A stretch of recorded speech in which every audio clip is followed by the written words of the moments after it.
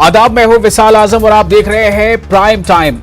फारूक अब्दुल्ला एक बार फिर prime debate में आपका इस्तकबाल करते हैं। फारूक अब्दुल्ला एक बार फिर सुर्खियों में है। जम्मू कश्मीर के साबिक वज़ीर आला और सियासी जमात नेशनल कॉन्फ्रेंस के सदर डॉक्टर फारूक अब्दुल्ला ने कुछ ऐसा बयान दिया है जिसने सियासी गलियारों में हलचल मचा दी है। कई लीडरों ने फारूक अब्दुल्ला के मुतनाज़ा बयान को मुल्क मुखालिफ बयान करार दिया है।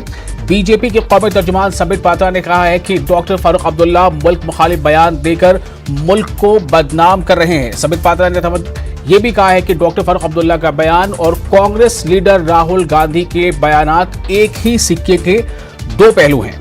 संबित पात्रा ने डॉक्टर फारूक अब्दुल्ला के बयान को तशवीशनाक और अफसोसनाक बताया। डॉक्टर फारूक अब्दुल्ला ने एक इंटरव्यू के दौरान कहा कि जम्मू कश्मीर में दफा 370 को हटाए जाने की वजह से ही हिंदुस्तान के तई चीन के रुख में सख्ती आई है। उन्हें उम्मीद है कि चीन की हिमायत से जम्मू और कश्मीर में फिर से दफा 370 का निफाज मुमकिन हो सके।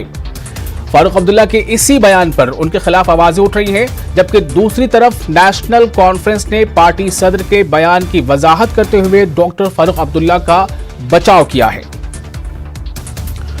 तो इसी खास मौजू पर गुफ्तगू के लिए हमारे साथ कई खास मेहमान हैं।